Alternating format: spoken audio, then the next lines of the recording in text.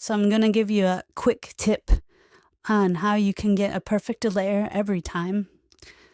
This is pretty cool.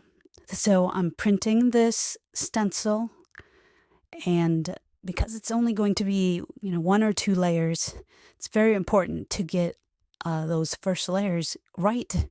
So the way I get my first layer correct on all my prints, not just ones that are stencils, I will import the special project I have called Test Pads, and that will import as Geometry Omi.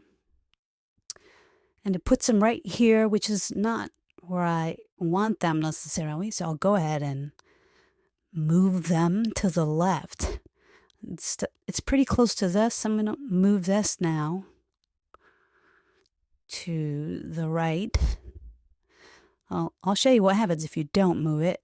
Oh, it says right here actually, the body too is too close to others. There may be collisions with printing, so we're going to avoid that.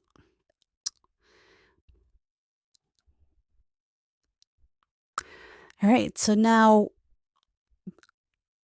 we're going to have basically the printer print this one first and then move out of the way so you can then see it. And then I'll start printing this one and move out of the way so you can see it, and then start printing this one. And while it's printing each one, you'll have opportunity to adjust the Z layer, or sorry, Z height. So if you have a printer where the Z height is adjustable, because it's not auto set Z height, or even if it's the auto set Z height, and you can adjust the Z height to make that first layer perfect. This is how you would do it. So in order to actually have it print in that order though, then we want to go to Globo and others and change it to print by object.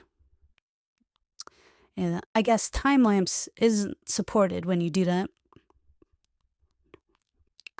All right, so now to actually change the order of the objects, we have to drag them around in here. So the first one I want to print is body 1, so I'll drag that to the top. And then this is the second one, said body 2. And then when I print this one, when I see body 3. And then you're good to go. Then just slice and print.